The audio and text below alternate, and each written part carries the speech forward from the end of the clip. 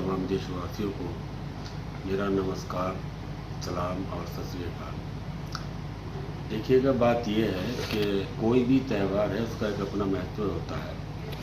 अब उसका बनाने का तरीका है, जैसे 3 त्यौहार जो हैं बुजुर्गान दीन के अंदर भी बहुत सुंदर माने जाते हैं। पहला त्यौहार आपका दीपावली है, ईद है और रक्षाबंधन।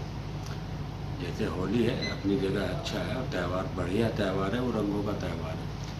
लेकिन दीपावली का जहाँ तक भी मेरा ताल्लुक़ है तो इसे हमें इस तरह से मिल के बनाना चाहिए कि ईद के दिन अगर हमारे हिंदू भाई शीर बनाएं और मुसलमान को अपने घर पर बुलाकर और वो शीर खिलवाएं तो कुछ और है। और दीपावली पे मुसलमान भाइयों से भी अनुरोध है कि वो पटाखों का जो भी कुछ करते हैं और मिठाइयों का वो ज़्यादा से ज़्यादा लेकर हिंदू भाइयों के घर पहुँचे।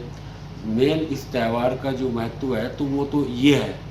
अब रहा कि अगर हिंदू समाज के अंदर दीपावली है और वो हिंदू समाज ही बना रहे तो मैं उसका इतना अच्छा वो नहीं मानता हूँ कि जब तक उसके अंदर भाई शरीक ना हो।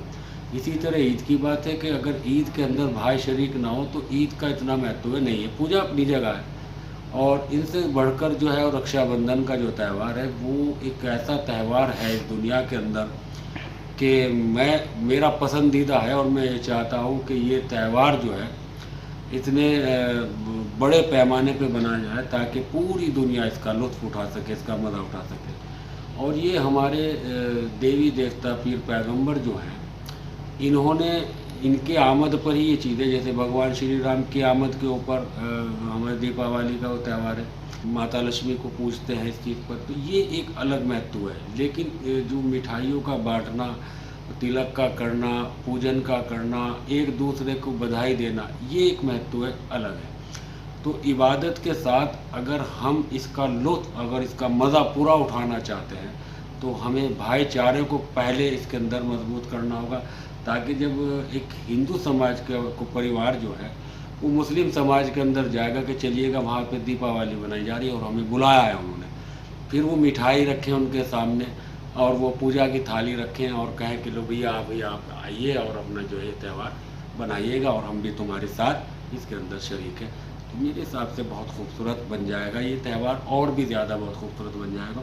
अलग अलग त्यौहार बनाने का मज़ा है, ऐसी बात नहीं है, लेकिन इतना मज़ा नहीं है कि जितना मिलजुल कर त्यौहार को मनाने में मज़ा आएगा। इंसान की जो औकात है और भगवान की जो औकात है इसमें बहुत अंतर है, ज़मीन आसमान का। एक शब्द में मैं समझाना चाहूँगा इस बात को।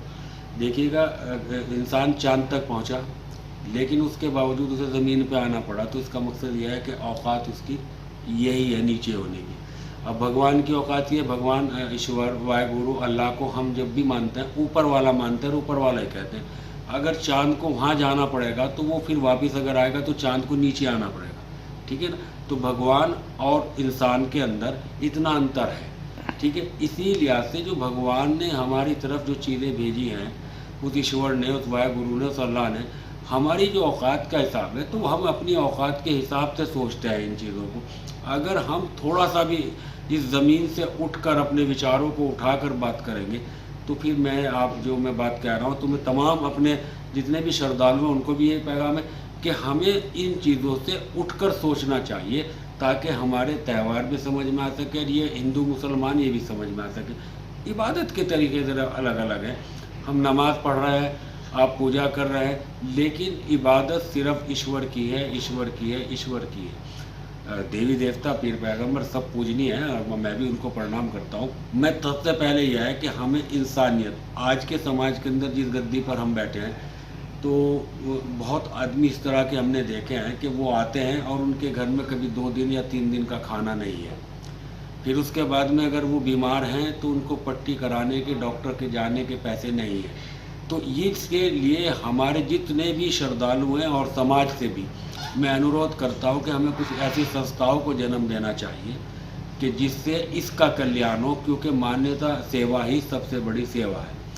और त्यौहार है, अगर आप देखिएगा दीपावली के जिनके पास पैसा है, मालिक उनको और तरक्की दे, वो बनाएंगे, पटाखे भी देंगे, गिफ्ट भी देंगे, सब चीज़ें देंगे। लेकिन इसी परिवार के अंदर एक परिवार ऐसे भी रह रहे हैं कि जिनके खाने के लाले हैं, तो वो उन पटाखों को आसमान की तरफ देखेंगे। जो हम मिठाई या कपड़े या कोई भी चीज़ इस तरह के गहने खरीद रहे हैं, वो उनको देखेंगे। वो अपने घरों में जाकर कहेंगे मम्मी पापा वो फ़ला आदमी के यहाँ ये आया है, फ़ला आदमी के यहाँ।